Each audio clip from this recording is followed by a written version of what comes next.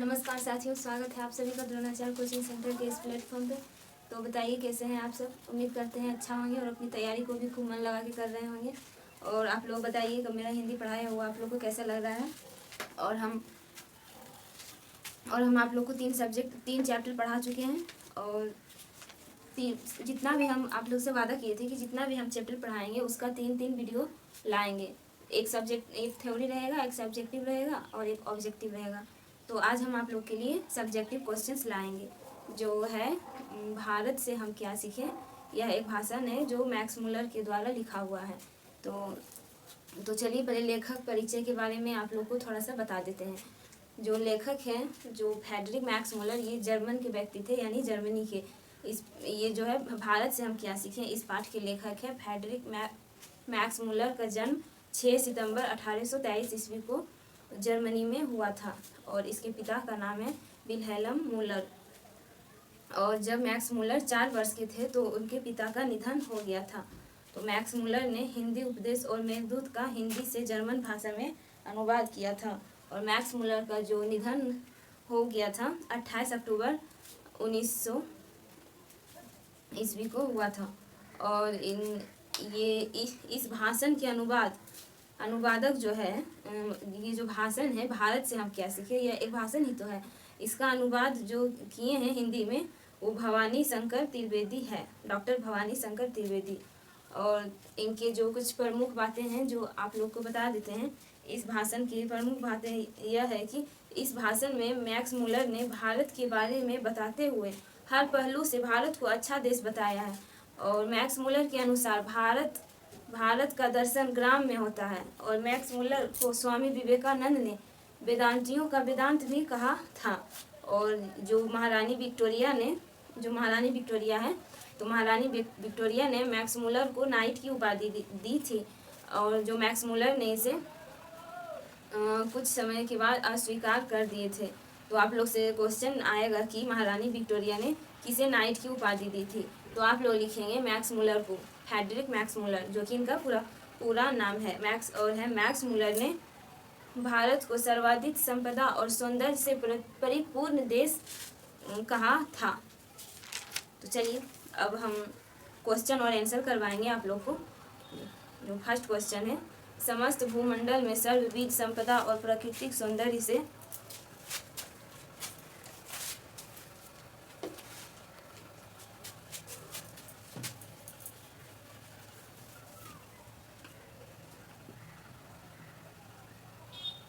समस्त भूमंडल में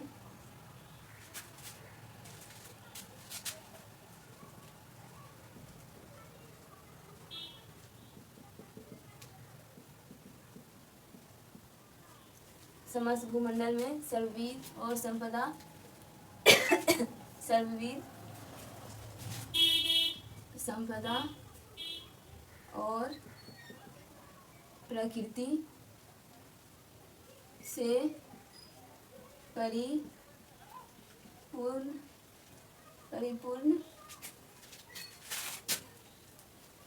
देश भारत है। लेखक ने ऐसा क्यों कहा? देश भारत है। लेखक ने ऐसा क्यों कहा? लेखक ने ऐसा क्यों कहा?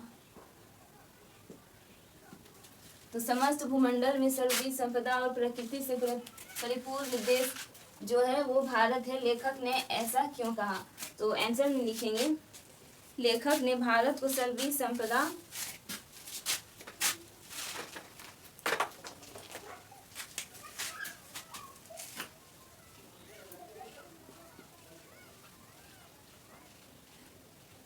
लेखक ने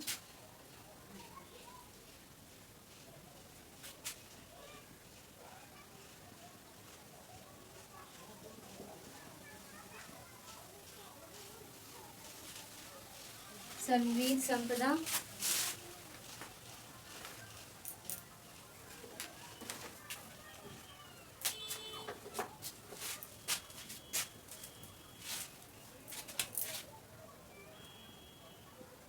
लेखक ने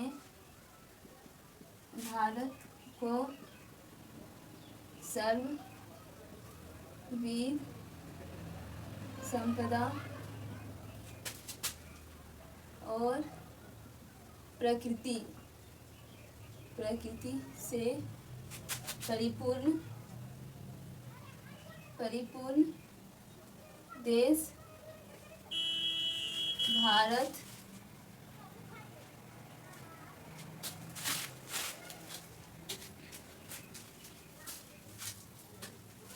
परिपूर्ण देश भारत को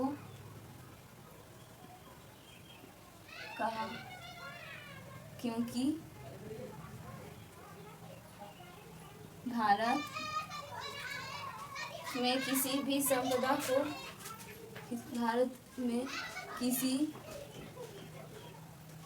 भी संपदा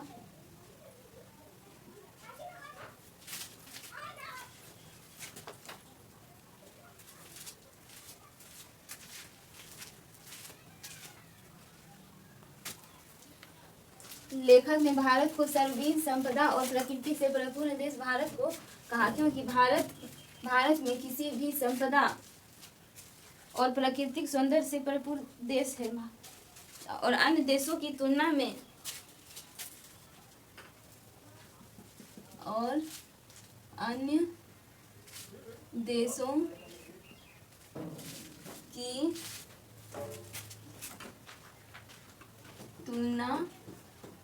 में कमी नहीं है और भारत का सौंदर्य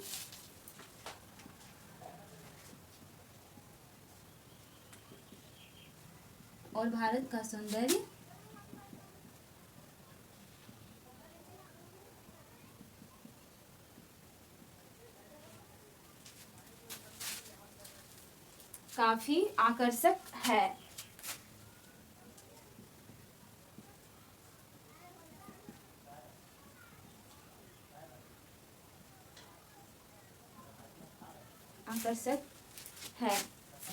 यहाँ की नदियाँ पर्वतें हरे भरे खेत लोगों को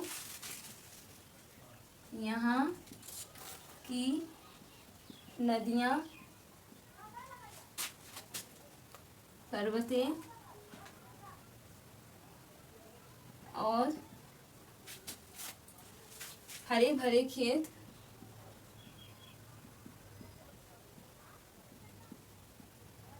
लोगों को काफी आकर्षक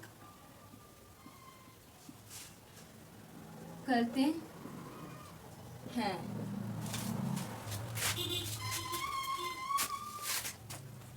तो आप लोग को एग्जाम में आएगा कि समस्त भूमंडल में सर्वविध संपदा और प्रकृति से परिपूर्ण देश भारत है, लेखक ने ऐसा क्यों कहा। तो आप लोग लिखेंगे लेखक ने भारत को सर्वविध संपदा और प्रकृति से परिपूर्ण देश भारत को कहा, क्योंकि भारत में किसी भी संपदा और अन्य देशों की तुलना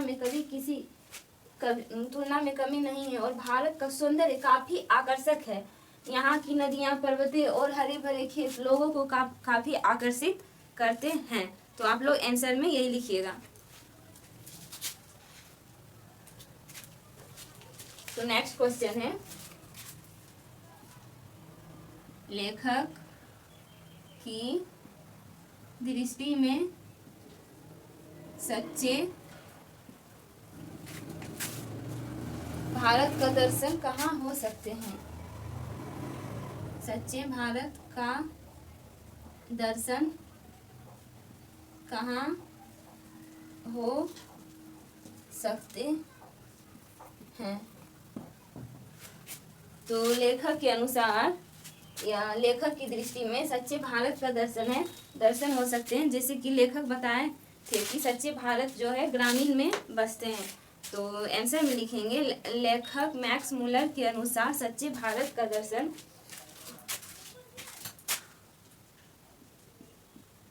लेखक मैक्स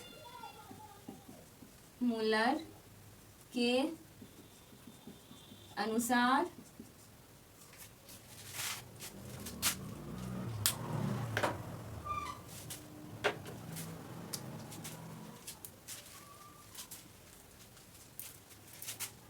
लेखक मैक्स मुलर के अनुसार सच्चे भारत का दर्शन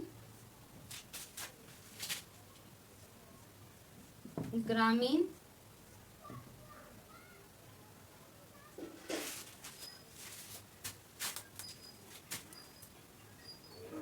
इलाके में हो सकते हैं, ना कि दिल्ली, मुंबई, दिल्ली और कलकत्ता जैसे शहरों में, ना कि दिल्ली, मुंबई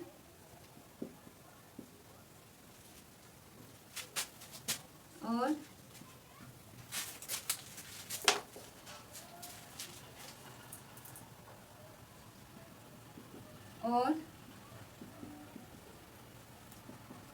कोलकाता जैसे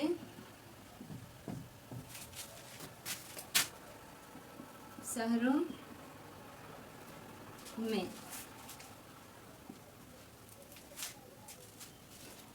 क्योंकि भारत का असली सांस्कृतिक ग्रामीण में ही निहित है। क्योंकि भारत का असली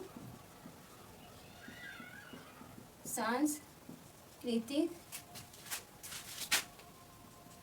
भारत में ही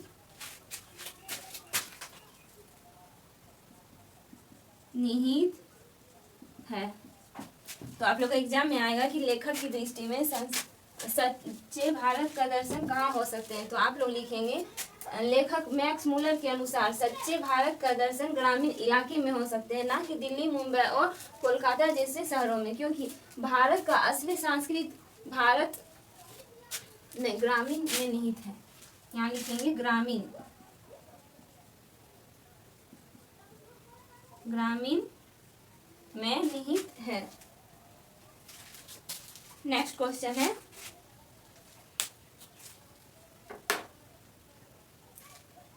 भारत को पहचान सकने वाली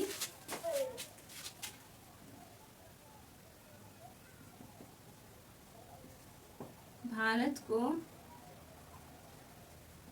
पहचान सकने वाली दृष्टि की आवश्यकता किनके लिए? दृष्टि की आवश्यकता किनके लिए वांछनीय है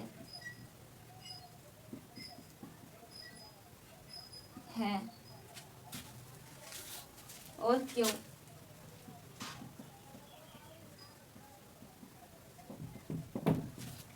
तो आंसर में लिखेंगे भारत को पहचान सकने की दृष्टि यूरोपियों के लिए वांछनीय है।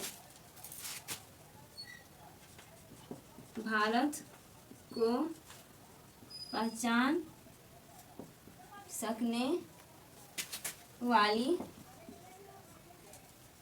दृष्टि यूरोपियन के लिए वांछनीय है।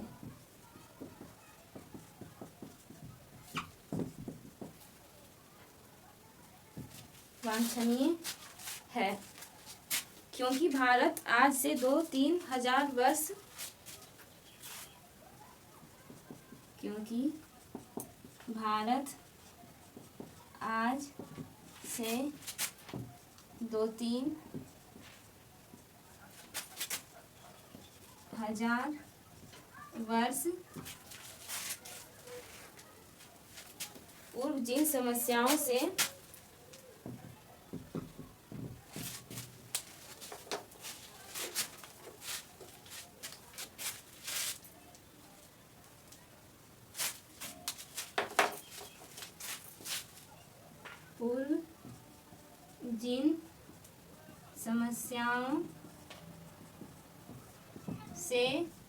ग्रस्त भारत आज से 2-3 हजार वर्ष पूर्व जिन समस्याओं से ग्रस्त था, आज भी उन प्राचीन समस्याओं से ग्रस्त है। आज भी उन प्राचीन समस्याओं से ग्रस्त है, जिनका समाधान करने के लिए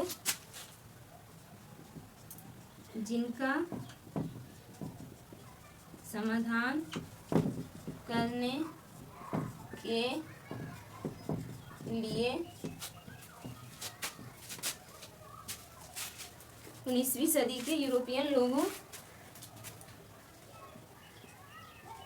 19वीं सदी के यूरोपियन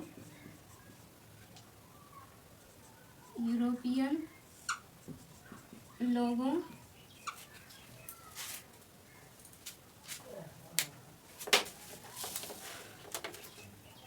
के लिए भारत की पहचान यूरोपियन लोगों के लिए भारत की पहचान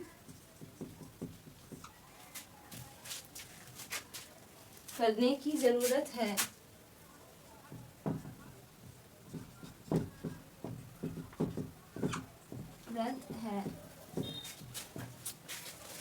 ताकि सही ढंग से विकास तथा पोषण किया जा सके। ताकि सही ढंग से विकास तथा पोषण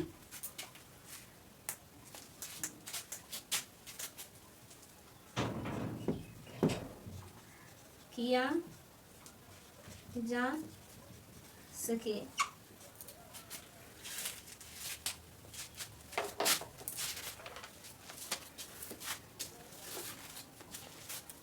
तो भारत को पहचान सकने वाली आवश्यकता भारत को पहचान सकने वाली दृष्टि की आवश्यकता किनके लिए वांछनीय है और क्यों है? तो भारत को पहचान सकने वाली दृष्टि यूरोपियन के लिए वांछनीय है क्योंकि भारत आज से 2-3 हजार वर्ष पूर्व जिन समस्याओं से ग्रस्त था, आज भी उन प्राचीन समस्याओं से ग्रस्त है, जिनका समाधान करने के लिए 19वीं सदी के यूरोपियन लोगों के लिए भारत की पहचान करने की जरूरत है, ताकि सही ढंग से विकास तथा पोषण किया जा सके।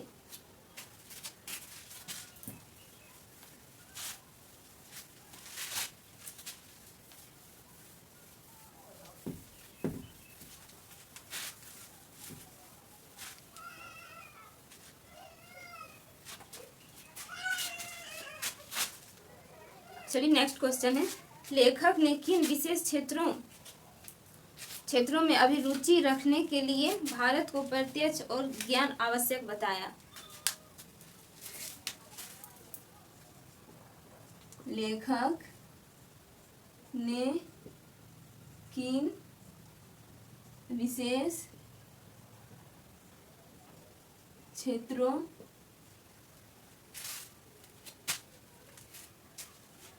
में अभिरुचि रखने के लिए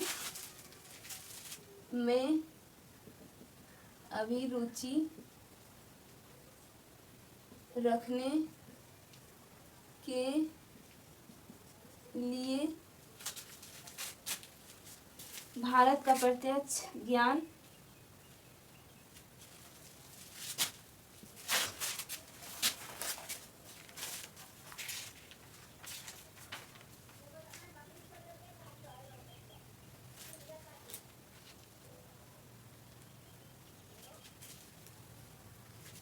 प्रत्यक्ष ज्ञान आवश्यक बताया है। भारत का प्रत्यक्ष ज्ञान आवश्यक बताया है। तो चलिए आंसर में लिखेंगे, लेखक के अनुसार सभी ज्ञान विज्ञान के क्षेत्रों में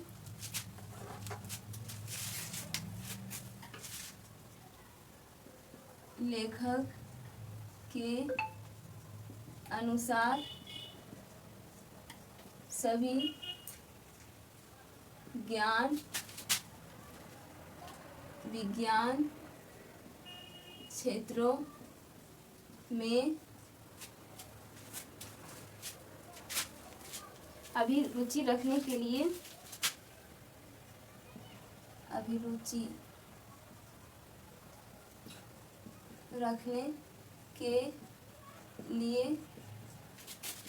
प्रत्यक्ष ज्ञान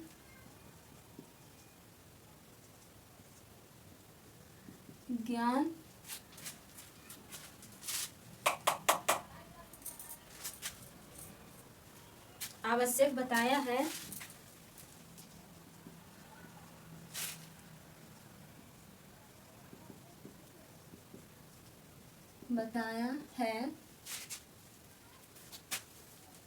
इस संदर्भ में भूविज्ञान जंतु विज्ञान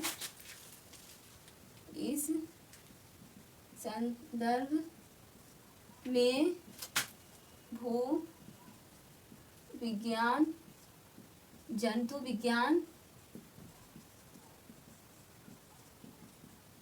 वनस्पति विज्ञान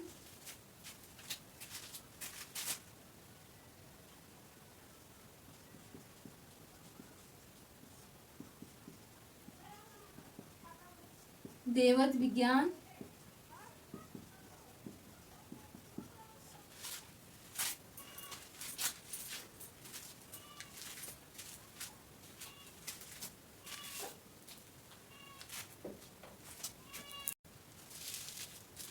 लेखक ने किन विशेष क्षेत्रों में अभिरुचि रखने के लिए भारत को प्रत्यक्ष ज्ञान आवश्यक बताया। तो लेखक के अनुसार सभी ज्ञान विज्ञान के क्षेत्रों में अभिरुचि रखने के लिए प्रत्यक्ष ज्ञान आवश्यक बताया। इस संदर्भ में इस भूविज्ञान जंतु विज्ञान वनस्पति विज्ञान देवत विज्ञान और निर्वस विद्या विधि शास्त्र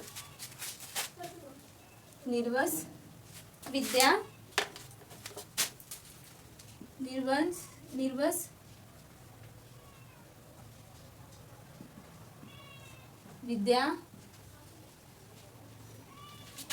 और विधि शास्त्र नीति कथा भाषा और नीति कथा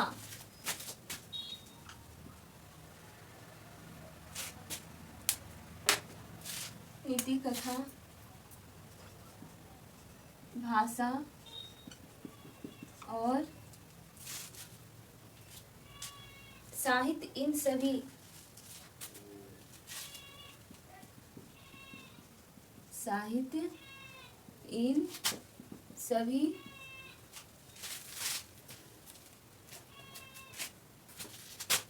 सभी क्षेत्रों में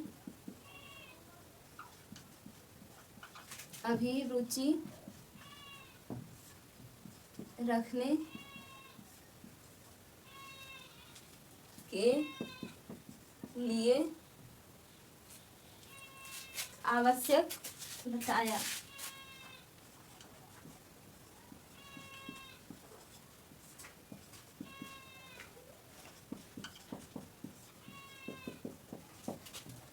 तो आप लोग के एग्जाम में आएगा लेखक ने किन विशेष क्षेत्रों में अभिरुचि रखने के लिए आवश्यक बताया।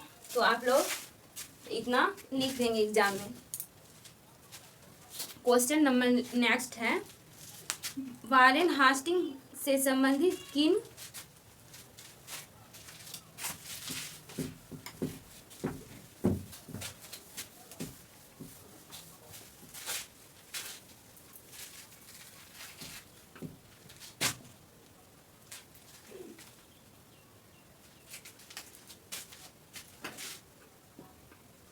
वारेन हास्टिंग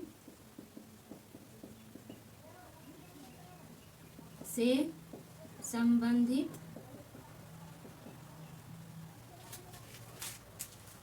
किस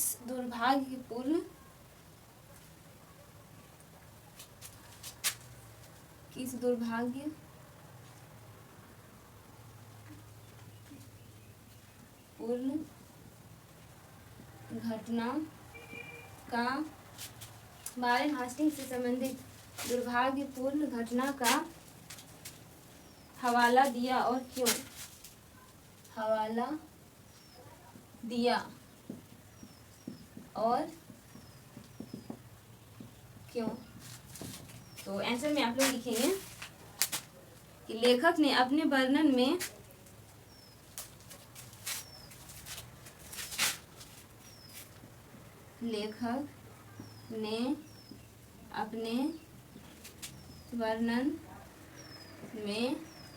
दुर्भाग्यपूर्ण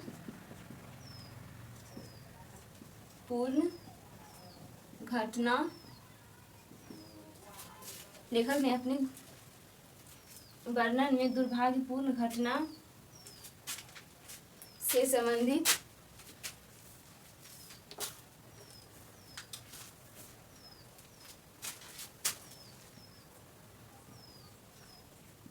मार्क नहीं चल रहा फ्रेंड्स, तो आप लोग मैनेज कर लेंगे, हम इसी से लिख दे रहे हैं।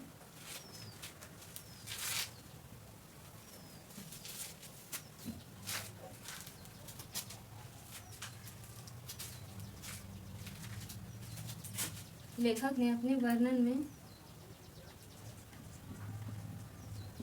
में वारेन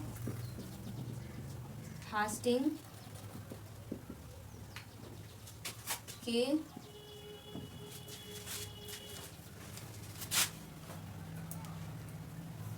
से संबंधित उस दुर्भाग्यपूर्ण घटना को से संबंधित उस दुर्भाग्यपूर्ण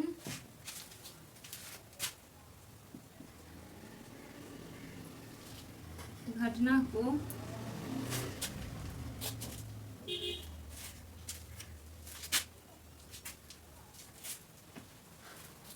वाराणसी के पास उसे 172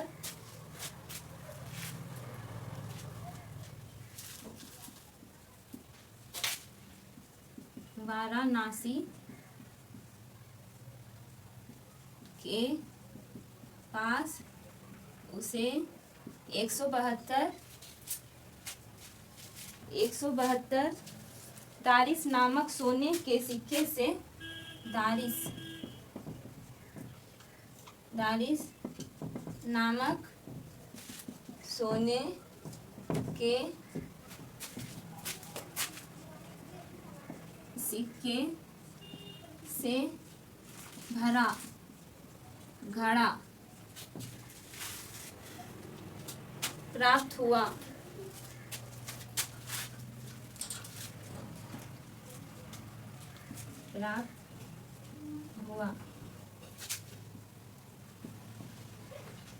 प्राप्त हुआ था। तो Warren Hastings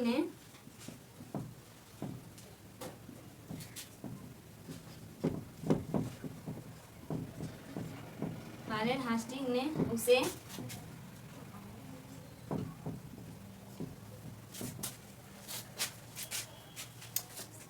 east India company के पास भिजवा दिया था।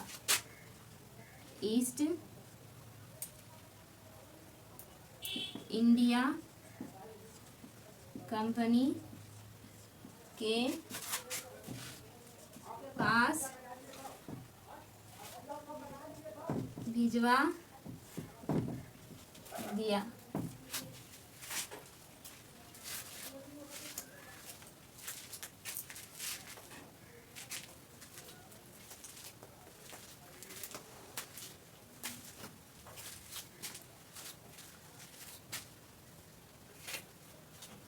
भिजवा दिया था कि प्राचीन दुर्लभ वस्तुओं में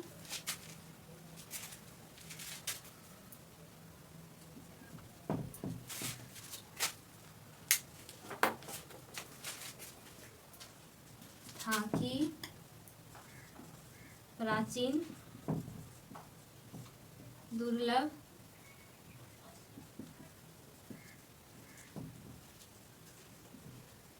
दुर्लभ वस्तुओं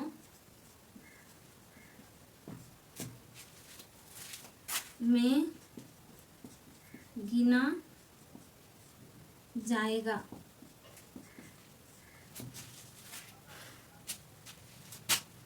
लेकिन ईस्ट इंडिया कंपनी के निर्देशक ने उसे लेकिन ईस्ट इंडिया कंपनी के लेखक ने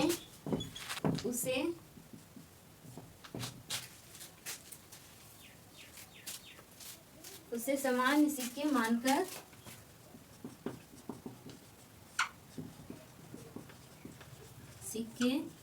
मानकर गलवा दिए। तो आप लोग लिखेंगे कि वारेन हास्टिंग से संबंधित दुर्भाग्यपूर्ण घटना का हवाला दिया और क्यों। तो लेखक ने अपने वर्णन में वारेन हास्टिंग से संबंधित उस दुर्भाग्यपूर्ण घटना को दुर्भाग्य बोला क्योंकि वाराणसी के पास उसे 172 दारिस नामक सोने के सिक्के से भरा घड़ा प्राप्त हुआ।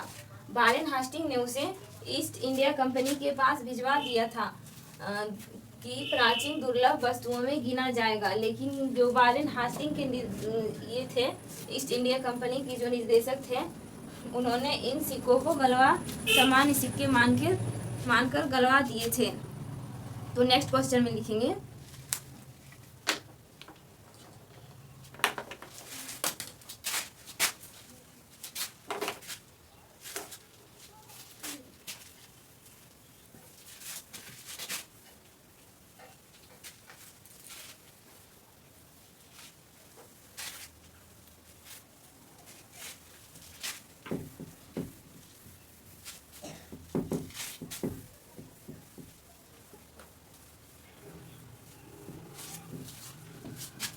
तो हमारा नेक्स्ट क्वेश्चन है, लेखक ने नीति कथाओं के क्षेत्र में किस तरह का भारतीय अपदान रेखांकित किया।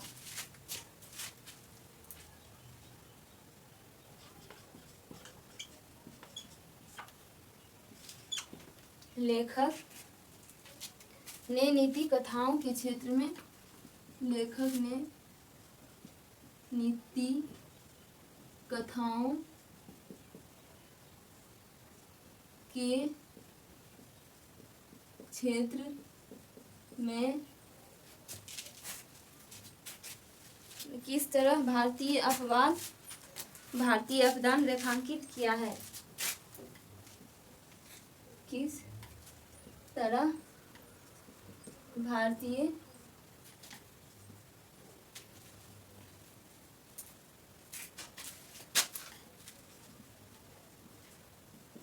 अपदान रेखांकित किए हैं। तो आप लोग लिखेंगे कि लेखक ने नीति कथाओं के क्षेत्र में किस तरह भारतीय अपदान को रेखांकित किए हैं।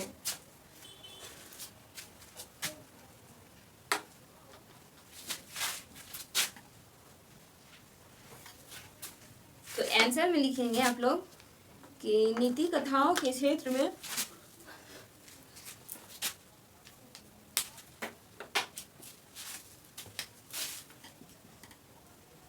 नीति कथाओं के क्षेत्र में भारतीय अपदान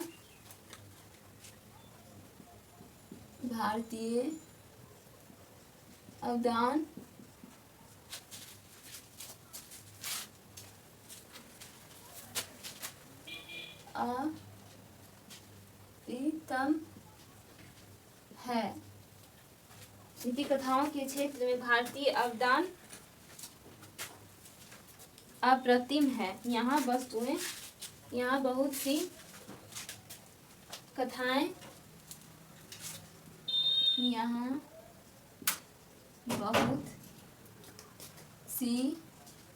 कथाएं पश्चिमी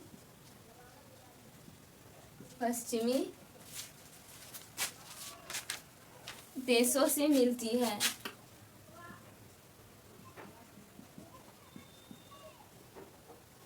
पश्चिमी देशों यानी विदेश से मिलती है। शेर की मतलब कहावत है, शेर की खाल में गधा। कहावत,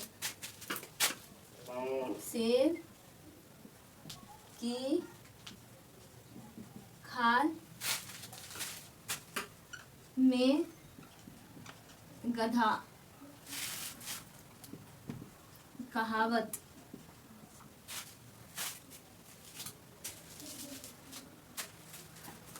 यूनानी दार्शनिक प्लेटो के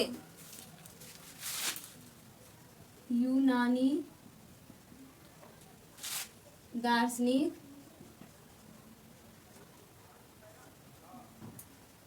प्लेटो के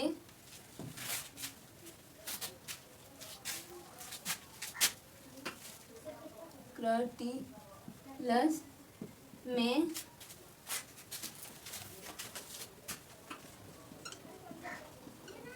मिलती है और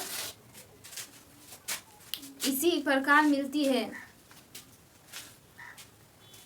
इसी प्रकार नेवले तथा चूहे की कथा का बदला हुआ रूप। इसी प्रकार नेवले तथा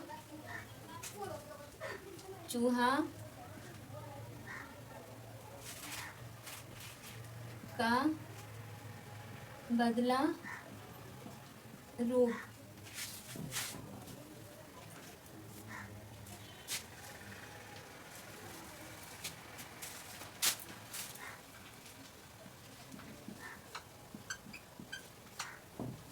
बदला हुआ रूप। और एफ्रोडाइट की रचना में मिलता है। एफ्रोडाइट की रचना में मिलता है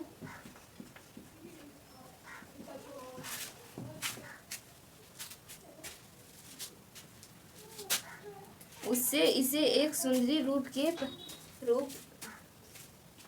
में उसे एक सुंदरी के रूप में परिवर्तित कर दिया है। परिवर्तित कर दिया है। और लिखेंगे, यह कथा संस्कृति की कथा से मिलती जुलती है। यह कथा संस्कृत कथा से मिलती जुलती है। तो आप लोग का एग्जाम में आएगा तो आप लोग इसी प्रकार से लिख दीजिएगा। तो अब लिखेंगे, धर्मों की दृष्टि से भारत का क्या महत्व है।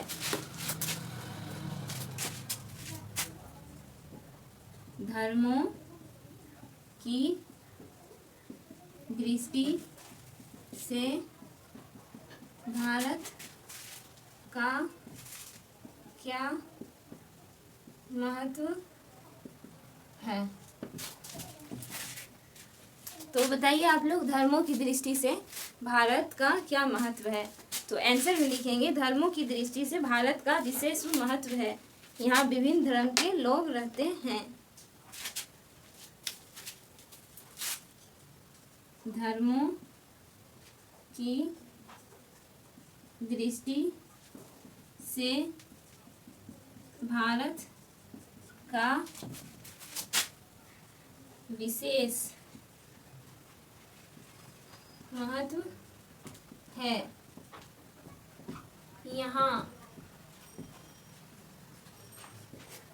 यहाँ सभी धर्मों के लोग रहते हैं।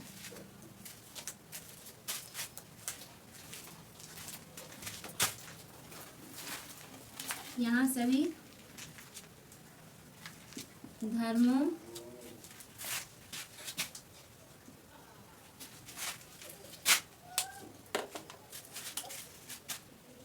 के लोग रहते हैं, जैसे हिंदू, मुस्लिम, सिख, ईसाई, जैसे